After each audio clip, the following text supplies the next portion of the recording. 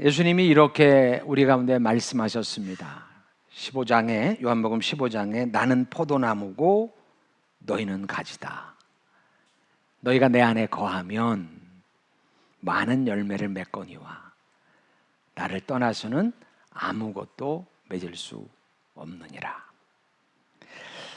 예수님은 당신 자신을 포도나무라고 하셨습니다. 우리는 그분의 가지라 이렇게 말씀을 하셨고요. 이 말씀은 참 단순하지만 신앙이 무엇인지를 정확하게 우리 가운데 보여주고 있는 말씀입니다.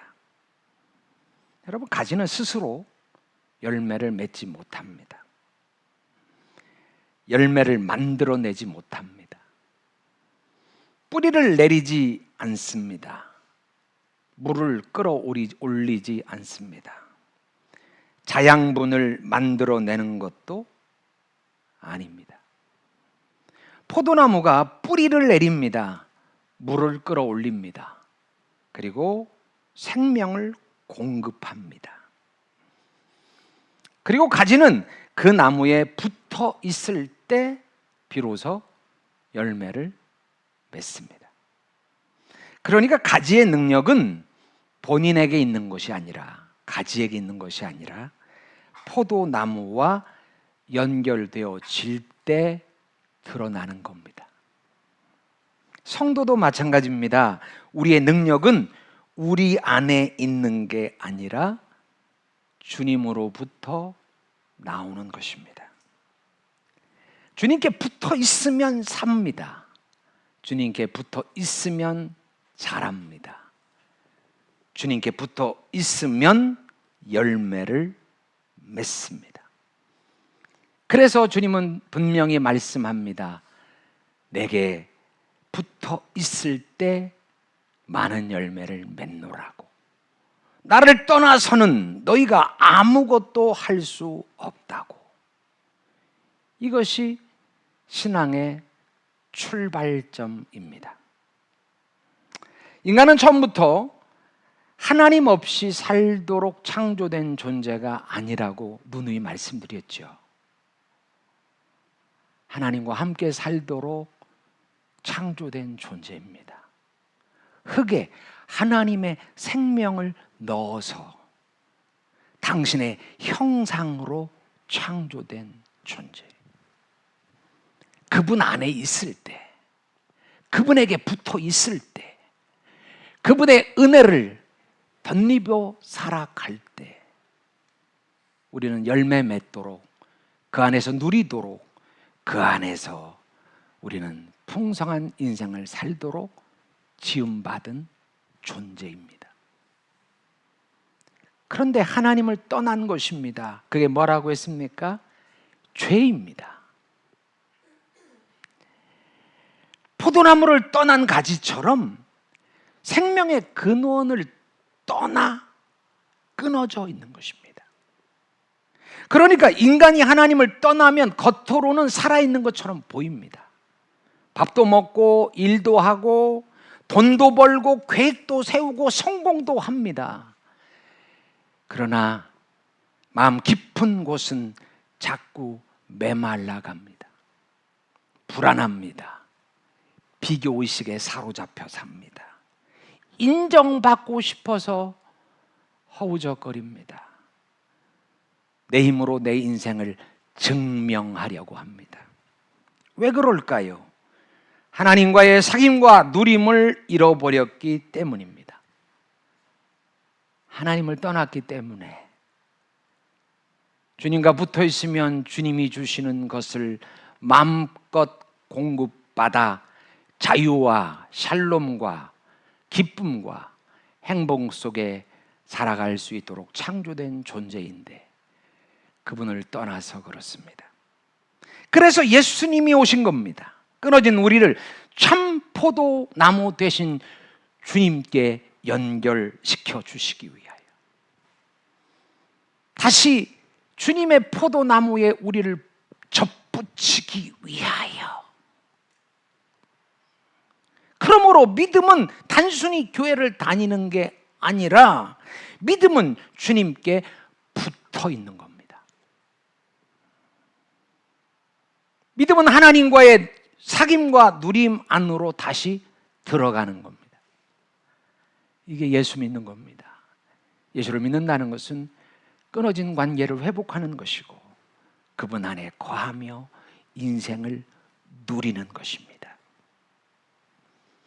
그런데 여러분, 주님께 붙어 있다는 것은 가만히 멈춰 있는 것이 아니라고 말씀드렸습니다. 가지를 보십시오. 붙어 있는 가지는 그 안에서는 생명이 흐르고 있습니다. 그리고 때가 되면 잎이 나고 꽃이 피고 열매도 맺습니다. 성도도 마찬가지입니다. 주님께 붙어 있으면 생명이 흐릅니다. 하나님의 의의 생명, 평안의 생명, 기쁨과 열정의 생명력이 그 안에 흐르는 것입니다. 왜? 주님은 그 열정의 본체이시고, 열정이라는 단어가 뭐라고 했어요? 엔투에즘인가? 헬라어로 엔 크라이스트, 인 크라이스트, 인 테오스, 하나님 안에 있을 때 나오는 게 열정이라고 하지 않았습니까? 하나님은 열정의 주체세요. 생명의 주체세요. 평안의 주체세요. 자유의 주체세요. 생명의 원형이세요. 원천이세요. 그분에게 붙어 있을 때 우리는 그분이 주시는 것을 누릴 수 있는 겁니다. 그분과 사귀면 그분 안에 온전하게 누릴 수 있는 것입니다. 그것이 신앙의 핵심입니다. 주님의 사랑이 흐르면 사랑하게 돼 있습니다. 왜 사랑을 못합니까?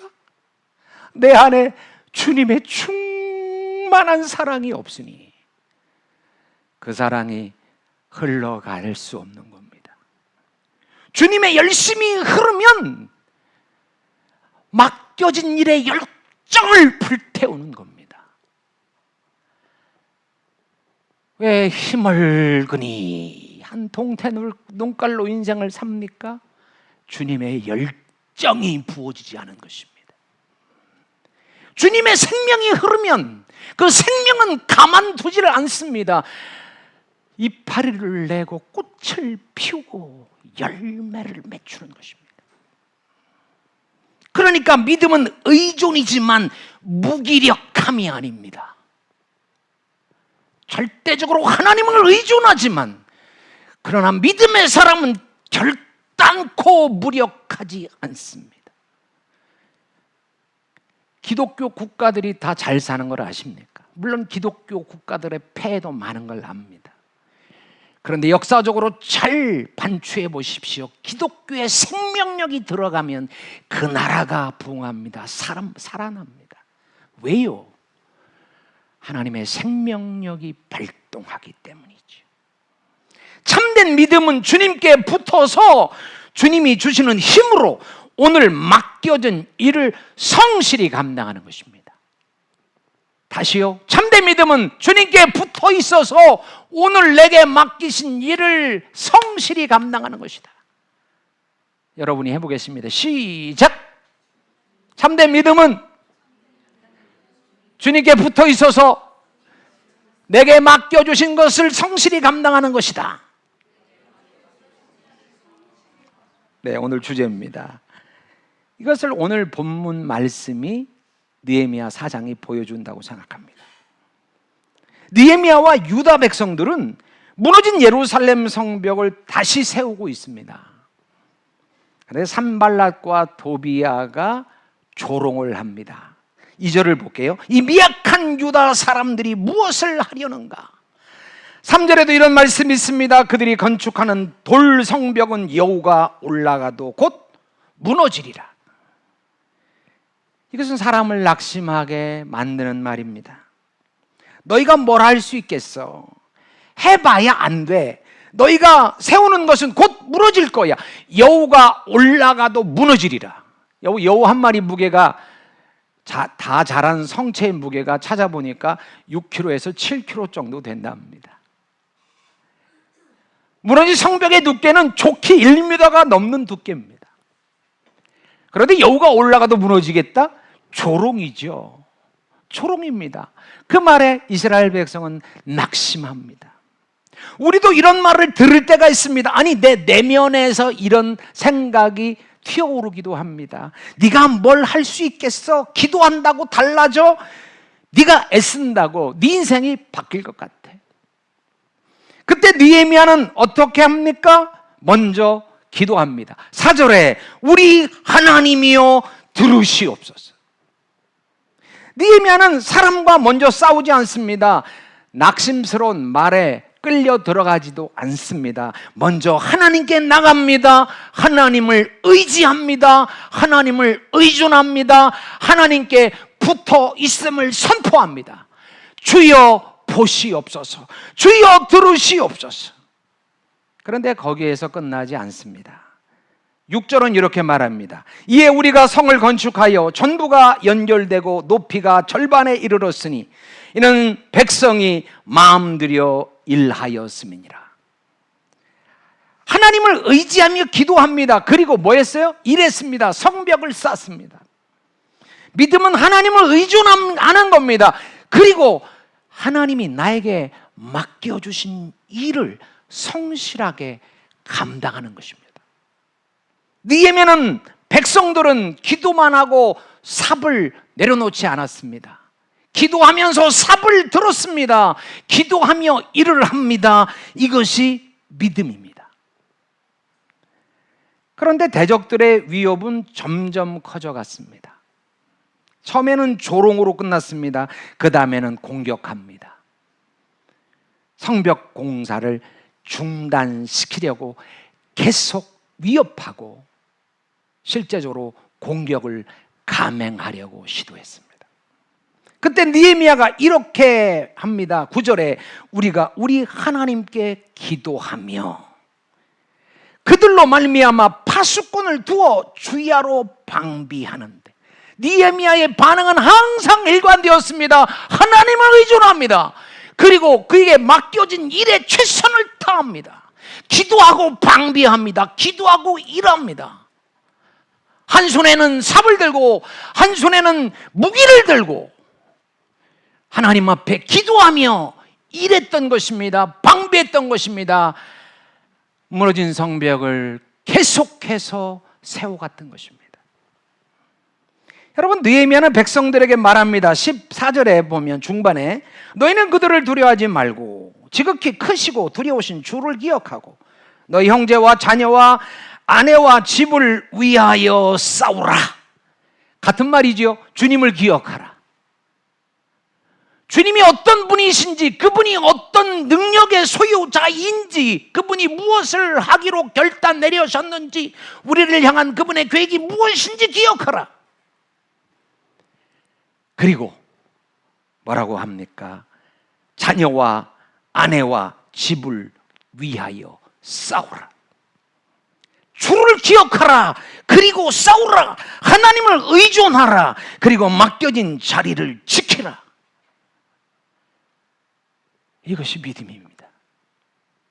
믿음은 하나님만 의지하면서 넉놓고 아무것도 안 하는 게 아닙니다. 주여, 이번에는 학교에서 1등을 하기를 원합니다. 주여! 1등. 공부는 하나도, 텔레비전만 잔뜩 보고 게임만 계속하면서 주여! 기도만 하면 1등이 됩니까?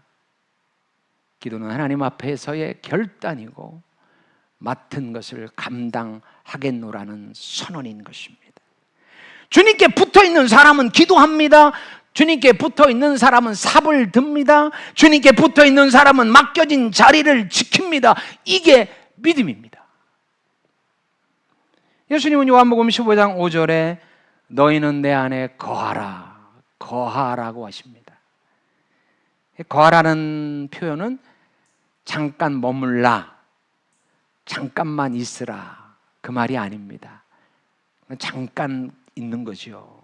거하라는 말은 붙어 있으라, 쭉 붙어 있으라. 붙은 상태를 유지하고 쭉 있으라 그 말입니다. 필요할 때만 붙는 게 아닙니다.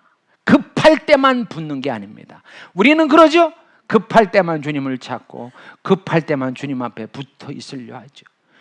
주일에 와서 1시간 동안 주님을 조금 찾고 주님 앞에 붙어 있는 신용을 하지만 일주일에 167시간은 주님 없이 내 마음대로 삶을 살아가고 있지는 않으십니까? 주님께 붙어 있는 건 일상에서 늘 언제나 항상 하루 24시간 주와 함께 하는 것을 말합니다. 가정에서, 직장에서, 학교에서 주님과 밥하고 주님과 함께 일하고 주님과 함께 공부하는 겁니다. 예배할 때만, 큐티할 때만 주님과 함께 하는 게 아니고 밥할 때도, 빨래할 때도, 시장 볼 때도, 일을 할 때도, 학교에서 공부를 할 때도 항상 늘 언제나 범사에 어디서든지 무엇을 하든지 주님과 함께하는 삶, 그게 주께 붙어 있는 겁니다. 그게 주님 안에 거하는 겁니다. 여러분은 한 주간을 살면서 주님 안에 거하고 사셨습니까? 삶에서 무엇을 하든지, 모든 삶의 현장에서 사람을 대하든 어떤 결정을 할 때든 돈을 사용할 때든 항상 하나님 앞에서 살아가는 것, 이게 주님께 붙어 있는 겁니다. 여기서 우리가 꼭 기억해야 될 게 있습니다. 열매의 근원은 내가 아니라는 겁니다. 따라합니다. 열매의 근원은 내가 아니다. 열매의 주인은 주님이세요. 열매의 때와 크기와 분량도 나에게 달려있지 않아요. 주님께 달려있어요. 열매를 맺는 때와 분량과 크기가 누구에게 달려있다고요? 주님에게 있다고. 우리 자꾸 비교하죠. 저 사람은 열매가 많은데 나는 열매가 없어. 저 집 남편은, 저 집 가정은 좋아 보이는데 내 남편과 내 가정은 이게 뭐람?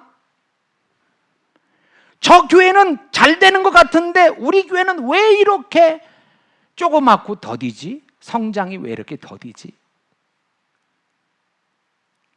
우리 순간순간 그런 생각을 합니다. 저도 간혹 그런 생각이 들 때가 있어요. 하나님, 아무개 교회는 그렇게 잘 성장도 하는데 우리 교회는 왜 이렇게 더딥니까? 저는 왜 그렇습니까? 주님이 제 마음속에 그런 생각을 주십니다. 열매의 때와 크기와 분량은 너에게 달려있지 않다. 그건 내 소관이야. 네 소관 아니야. 그건 내 소관이야. 그건 넘보지 마라. 월권이다. 월권이다. 때와 기한과 크기와 사이즈는 내게 있는 거란다. 너는 붙어 있어서 있는 자리에서 최선을 다하면 그만이란다. 그렇습니다. 열매와 크기와 때는 하나님께 있습니다. 하나님의 소관입니다. 하나님의 주권입니다. 그걸 침해하는 건 월권입니다. 월권. 물론 우리는 맡겨주신 일에 최선을 다해야 합니다. 내 몫은 붙어 있는 것이고, 그리고 오늘 맡은 자리를 지키는 겁니다. 만약 인생에서 얼마나 큰 열매, 많은 열매를 맺혔느냐로 하나님이 우리를 평가한다면 우리 인생에서 각축전을 벌여야 할 겁니다. 서로 많이 맺으려고, 큰 거 맺으려고 난리를 치겠죠. 서로 경쟁하고 막 지지 않으려고 애를 쓰고 인생을 그렇게 살겠죠. 제가 그랬지요. 다른 달란트를 주시고 우리 가운데 달란트를 가지고 사이즈를 가지고 비교하지 않는다고. 비교의식에서 벗어나셔야 돼요. 하나님은 누구는 앵두나무로 부르고 누구는 사과나무로 부르고 누구는 배나무로 부르고 누구는 포도나무로 부르신 거예요. 앵두나무가 나도 포도를 좀 맺었으면 좋겠는데, 아니 그냥 앵두 열매 맺히면 되는 거예요. 사과나무가 나는 배나무 시원한 배 열매 좀 주렁주렁 좀 많이 맺혔으면 좋겠다. 아니요, 그냥 사과 열매 맺으면 되는 거예요. 하나님이 각자에게 맡겨주신 게 다른 거죠. 주신 게 다른데 그것으로 크기와 사이즈로 하나님이 우리를 판단하고 평가하지 않으신다는 것을 꼭 기억하시기 바랍니다. 주님께 붙어 있었느냐? 맡은 일에 충성했느냐? 그러면 주님이 잘했구나, 분명하게 우리에게 칭찬의 메시지를 주실 줄로 믿습니다. 그러니까 많고 적고 그건 우리의 일이 아니라고 했죠. 하나님의 주권 안에 있는 것입니다. 그런 거로 비교의식을 가질 것도 없어요. 절대 우리는 비교하지 않아야 합니다. 제가 늘 말씀드리지만 참 안 돼요. 여러분 비교하지 말고 사세요. 그런데 그냥 예배당만 나섰다 하면 금방 비교해요. 예배만 끝났다 하면 비교해요. 서로 막 욕하고 뒷담화하고 비난하고 힐난하고. 주여, 그런 고질적인 우리의 병을 고쳐 주시옵소서. 비교의식에서 해방되게 하옵소서. 여러분 각자의 부르심이 다른 것입니다. 요즘에 계속하는 말이지만 팔은 팔 역할이 있는 것이고 다리는 다리 역할이 있는 것입니다. 찬양을 잘 부릅니다. 어느 권사님이 집사님이.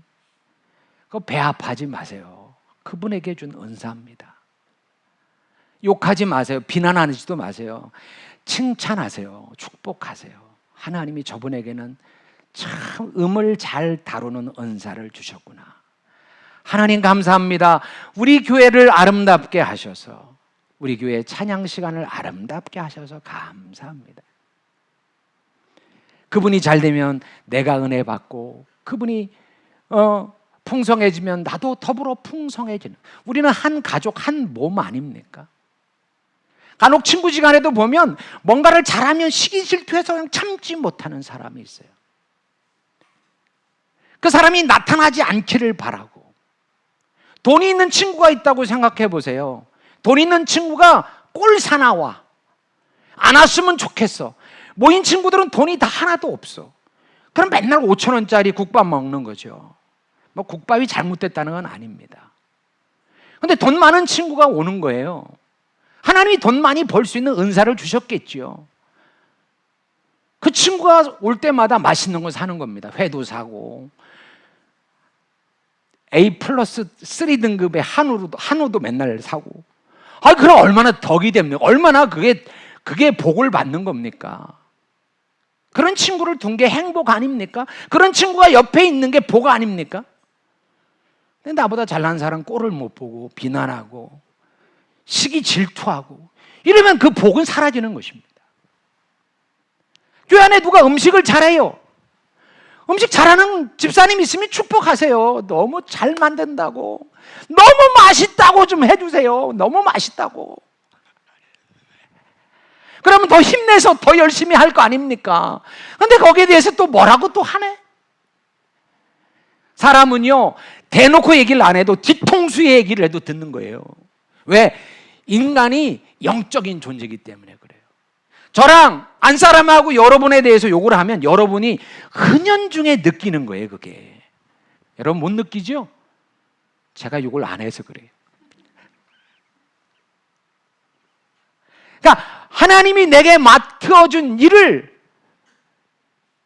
감사하고 그 일로 하나님 앞에 영광 돌리고 그 일에 애쓰고 수고하고 땀 흘리면 되는 것이지. 그걸로 갖고 비교하거나 평가절하하거나 시기하고 욕하는 공동체가 아니었으면 좋겠습니다. 그럼 우리 안에 어떤 은사가 있는지, 하나님 다른 사람은 은사를 많이 준 것 같은데 제 안에는 은사가 없는 것 같아요. 목사님 제 안에는 은사가 없는 것 같아요. 아무것도 없는 것 같아요. 여러분 그렇게 생각하지 말고 내게 맡겨진 건 뭘까를 놓고 기도하셔야 돼요. 하나님, 내 가정을 위해서 내가 무엇을 할까요? 내 직장을 위해서 내가 무슨 일을 할까요? 우리 교회를 위해서 내게 맡겨주신 일은 무엇일까요? 잘 모르겠으면 기도하고 찾으시기 바랍니다. 어떤 큰 교회에 한 집사님이 아무리 자신을 봐도 자신은 잘하는 게 없는 것 같은 거예요. 외모가 잘났나, 아니면 화려하기를 하나, 찬양을 잘하나, 음식을 잘하나, 음식 봉사, 찬양 봉사도 못해, 가르치는 걸 잘해서 애들을 가르치는 것도 못해, 할 게 없는 것 같은 거예요. 그래서 기도합니다. 주님, 저를 뭐를 잘합니까? 저한테는 어떤 달란트를 주셨나요? 저에게 맡긴 게 뭡니까? 기도하는 중에 턱 하고 떠오르는 게 뭐냐면 자기는 사람을 보면 절대 까먹지를 않는 거라. 그래서 저 사람이 교회에 처음 온 사람인지 아닌 사람인지를 분별을 기가 막히게 하는 거라. 그래서 막 새신자 영접으로 뛰어갔습니다. 밝은 마음으로. 새신자 영접 팀장한테 말을 합니다. 팀장님, 저는 다른 건 못하는데 저 사람이 우리 교회를 처음 왔는지 두 번째 왔는지는 분명히 합니다. 저를 새신자 부대에 써주시면 제가 새신자 분별사가 되겠습니다. 큰 교회는 그렇거든요. 저 사람이 온 사람인지 아니 온 사람인지. 그래서 처음 뵙겠습니다. 그러면 지난번에 뵀는데요? 이러면 곤란하잖아요. 그러니까 이분이 분별을 하면서 그 교회 새신자가 잘 정착하게 되었다더라. 일임을 감당하게. 하나님이 내게 주신 은사가 뭔지 잘 모르겠으면 여러분 기도하시고 찾으시고 그 일에 여러분이 충성하여 열매 맺는 은혜가 있었으면 좋겠습니다. 하나님이 저한테도 뭐 대단한 은사를 준 것 같지 않아요. 물론 저는 설교하고 목양하는 일을 해야 되지만 목사님들이 대부분 하는 거니까. 근데 특별히 나한테는 뭐를 주셨을까? 생각해보면 특별한 은사가 없는 것 같아요. 뭐든지 그냥 어중간하게 하는 것 같아요. 뭐를 특별히 잘하는 게 없는 것 같아요. 제가 잘하는 게 있는데 버티는 거 잘하잖아요. 버티는 거. 10년, 20년, 30년, 50년도 버틸 수 있어. 건강만 됐다면 끝까지 버틸 수 있어. 잘 버티다 보면 열매도 맺히겠죠. 어떤 열매는 초여름에 열리는 열매도 있고, 어떤 열매는 늦여름에, 어떤 열매는 늦가을에 열매를 맺히기도 하는 것입니다. 하나님이 애쓰고 수고하고 버티다 보면 늦가을이라도 열매를 맺히겠지. 스스로 대기만성형이라고 생각해서 하나님, 언젠지는 모르지만 주께서 풍성한 열매를 주실 줄 믿습니다. 이런 마음으로 하루하루를 살아가고 있습니다. 열매가 얼마만큼일지, 언제 열릴지 몰라요. 그 열매가 얼마나 클지도 모르겠어요. 그런데 그건 내 소관이 아니에요.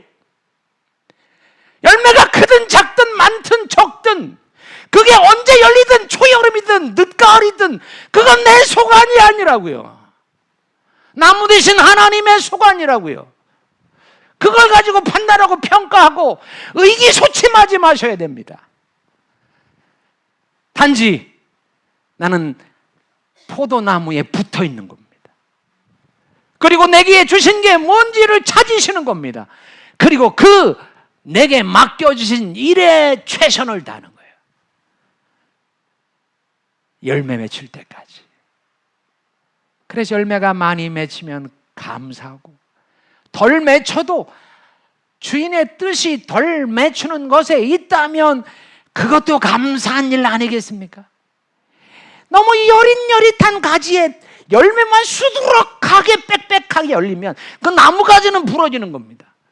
그래서 여린 가지에는 열매를 많이 맺추도록 나무에서 에너지를 공급하지 않습니다. 여기 대추나무도 있고 무화과나무도 있는데 제가 보니까 그게 나무 줄기에서 조절을 하겠죠. 어떤 나무에는 수분을 더 주기도 하고 덜 주기도 하고, 나무가 더 커지는 것을, 물이 부족하니까 나무가 커지는 것을 제어하기 위해서 어느 나무까지는 시들시들 마릅니다. 나무가 하는 겁니다.